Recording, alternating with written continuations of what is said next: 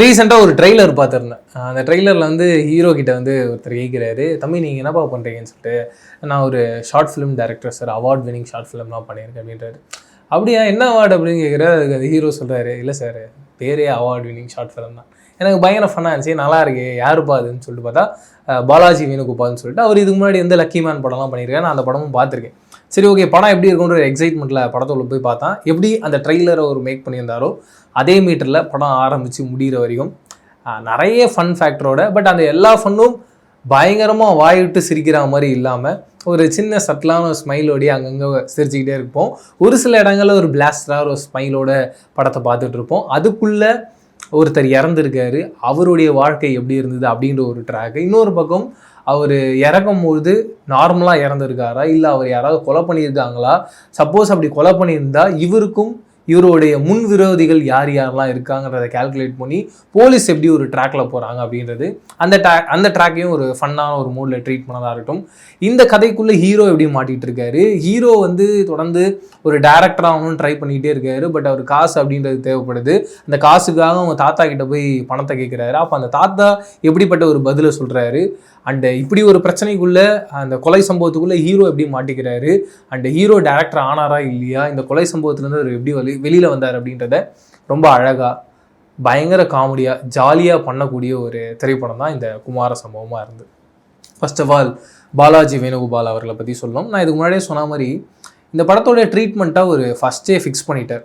படம் ஆரம்பித்து முடிகிற வரையும் கண்டிப்பாக ஆடியன்ஸ் சிரிச்சுக்கிட்டே இருக்கணும். அதுக்கு ரீசன் என்னென்னா, ரீசெண்டாக நம்ம எல்லா படங்களையும் பார்க்குறோம், ரத்தம் தெரிக்கிற மாதிரியான சீன்ஸ் தான் இருக்குது. பெருசாக ஃபேமிலியோட கனெக்ஷனும் இல்லை நம்ம வயிறு குலுங்க சிரிக்கிற மாதிரியான சீன்ஸும் இருக்க மாட்டேங்குது. ஆனால் அந்த ட்ரீட்மெண்ட்டை கையில் எடுத்தால் கண்டிப்பாக ஒர்க் அவுட் ஆகுன்ற அந்த யோசித்த அந்த பாயிண்ட் ரொம்ப கரெக்ட். அண்ட் அவருடைய ட்ராவலும் முழுக்க அதை பண்ணியிருந்தார். அதுக்கு அடுத்தபடியான விஷயம் என்னென்னு பார்த்தீங்கன்னா, இதில் குமரன் அவர்களை ஹீரோவாக ப்ளேஸ் பண்ணது. அதுக்கு ரீசன் என்னென்னா, குமரன் பல வருஷங்களாக மீடியாவில் இருந்துட்டு வர்றாரு. இப்போ ரீசெண்டாக நான் பார்த்தேன்னா இந்த வருஷம் முக்கியமாக நிறைய புது ஹீரோஸ் வந்துக்கிட்டே இருக்காங்க. பட் இத்தனை வருஷமாக சினிமாவில் ஒர்க் பண்ணி இப்போ ஒரு ஹீரோவாக நடித்து ஒரு படம் வருதுன்னா அது எவ்வளோ பெரிய ஒரு ட்ராவல். அந்த ட்ராவலுக்கான கரெக்டான பரிசாக அவருக்கு இந்த படம் கிடச்சிருக்குன்ற மாதிரி தான் நான் பார்த்துருக்கேன். அண்ட் இந்த படத்தை பொறுத்த வரைக்கும் ஒரு ஹீரோ காமெடியும் பண்ணணும், ஹீரோயிஸ்டிக்காகவும் இருக்கணும். அது ரெண்டுமே குமரன் அவர்கள்ட்ட இருந்தது. ஃபன்னான சீக்வன்ஸில் ரொம்ப அழகாக ஃபன் பண்ணார். ஆக்ஷன் அப்படின்னு வரும்போது இறங்கி ஒரு ஆக்ஷன் பண்ணுறாரு, அதை நம்மளால் நம்ப முடியுது.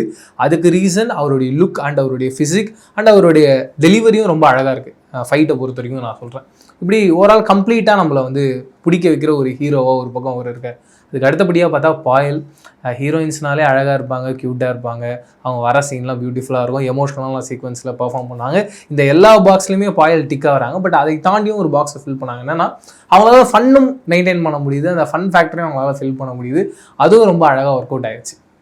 இப்படி ரொம்ப அழகான ஒரு டீமோட பாலாஜி வேணுகோபால் இந்த படத்தை பண்ணியிருக்காரோ அப்படின்ற ஃபீல் இருந்துச்சு. அண்ட் சினிமாட்டோகிராஃபியாக இருக்கட்டும், எடிட்டிங்காக இருக்கட்டும். அண்டு இந்த படத்தில் பார்த்தீங்கன்னா நீங்கள் வந்து ஒரு சினிமா ஸ்கோப்பை யூஸ் பண்ணியிருந்தாங்க. நான் ரீசெண்டாக பார்க்குற படங்களில் சினிமா ஸ்கோப் அப்படின்றது ஸ்கிப் பண்ணிவிட்டு ஓவரால் ஃபுல் ஃப்ரேமாக தான் போகிறாங்க.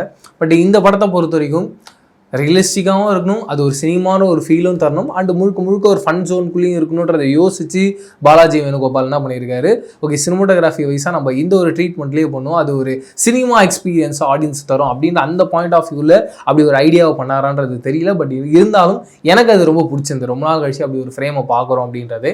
அண்ட் அடுத்த பாயிண்ட் என்னன்றதை பார்த்தீங்கன்னா, எடிட்டிங்காக பார்த்தீங்கன்னா ஒரு சீனுக்கும் அடுத்தடுத்து போகும்போது ஒரு சில இம்பார்ட்டண்ட்டான சீன்ஸ் மட்டும் அந்த எடிட் கட்டை ரொம்ப ப்ளசண்ட்டாக போகாமல் சவுண்டிங்காக அப்படின்னு ஒரு கிளிச் மாதிரி ஒன்று பண்ணியிருந்தார்.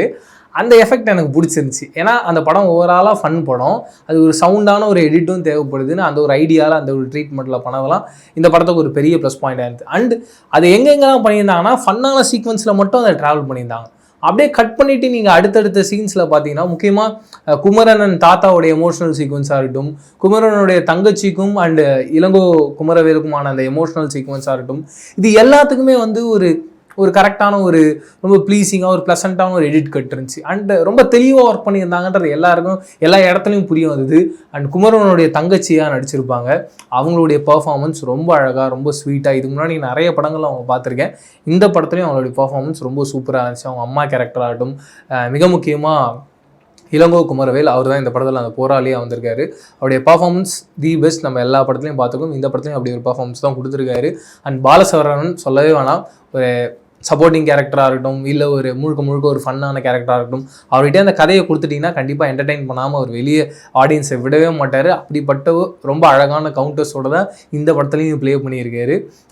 எந்த இடத்துல ரொம்ப பிளாஸ்டாக ஒன்று ஒர்க் அவுட் ஆயிடுச்சுன்னா, ஹீரோவும் பாலசரவணனும் வந்து கிட்டத்தட்ட இந்த கிளைமேக்ஸ் போர்ஷனில் வந்து வேற ஒரு வில்லனை மீட் பண்ணி ஒரு துப்பாக்கி முனையில் ஒரு ஃபன் பண்ணிட்டுருப்பாங்க. அந்த இடத்துல அங்கே பண்ண அவங்க ஓவராலாக அந்த கிரேசி திங்ஸ்லாம் வந்து ஆடியன்ஸாக உட்காந்து பார்க்கும்போது பயங்கர ஃபன் பிளாஸ்டாக ஒர்க் அவுட் ஆகிடுச்சு. அதுக்கு அந்த டீமுக்கு ஒரு பெரிய ஹேட்ஸ் ஆஃப் சொல்லி ஆகணும். அண்ட் டுவர்ட்ஸ் த எண்டில் எப்பயுமே எனக்கு ஒரு படம் பார்க்கும்போது அந்த படத்துலேருந்து ஏதாவது ஒரு கண்டென்ட்டோ இல்லை ஒரு மெசேஜோ இல்லை நமக்கு தெரியாத ஒரு இன்ஃபர்மேஷனோ தந்தால் எனக்கு அந்த படம் ரொம்ப பிடிக்கும். அப்படிப்பட்ட ஒரு விஷயமும் இந்த படத்தில் இருந்தது. என்னென்னா, எனக்கு தெரியாது, நம்ம ரீசெண்டாக ஒரு இடம் வாங்குகிறோம், இல்லை வீடு வாங்குகிறோம், இல்லை இடம் விற்கிறோம், வீடை விற்கிறோம் அப்படின்ற பட்சத்தில் அதை சுற்றி நிறைய பாலிடிக்ஸ் நடக்கும். பட் தொடர்ந்து ரீசெண்ட் டைம்ஸில் நீங்கள் சென்னையை சுற்றி பார்த்தீங்கன்னா நிறைய அப்பார்ட்மெண்ட்ஸ் வந்துக்கிட்டே இருக்குது. நாம் ஒரு இடத்த போய் வாங்கணும்னு நினச்சாலும் அந்த இடம் பயங்கர கோடி கணக்கில் இருக்குது, நம்மளால் வாங்க முடியாது. பட் இந்த அப்பார்ட்மெண்ட்ஸ் வச்சுருக்கவங்க மட்டும் ரொம்ப கரெக்டாக ஒரு இடத்த லாக் பண்ணி வாங்கிட்டு போயிட்டே இருப்பாங்க. நிறைய விஷயங்களை அவங்க வந்து கட்டிட்டு போயிட்டே இருப்பாங்க. பார்க்கும்போது பிரமிப்பாக இருப்போம். நம்ம என்ன நினச்சிருப்போம், அவங்க வந்து ஏகப்பட்ட கோடி கணக்கில் காசு வச்சுருக்காங்க, அதன் காரணமாக வந்து அவங்க வந்து அப்படிலாம் வாங்கிட்டு இருக்காங்கன்னு சொல்லிட்டு. பட் அதுக்கு பின்னாடி ஒரு பிஸ்னஸ் இருக்குது. நீ ஒரு நல்ல இடம் வச்சுருந்தா கூட அந்த இடத்துல என்ன மைனஸ்ன்னு பார்த்து அந்த இடத்தோட ரேட்டை ரொம்ப கம்மி பண்ணி அதுலேருந்து இவங்க பெரிய லாபத்தை சம்பாதிக்கிறாங்கன்றத ரொம்ப டீட்டெயில்டாக ரொம்ப அழகான ஸ்கெட்சோட பாலாஜி வேணுகோபால் ஆடியன்ஸு சொல்லியிருந்தாரு.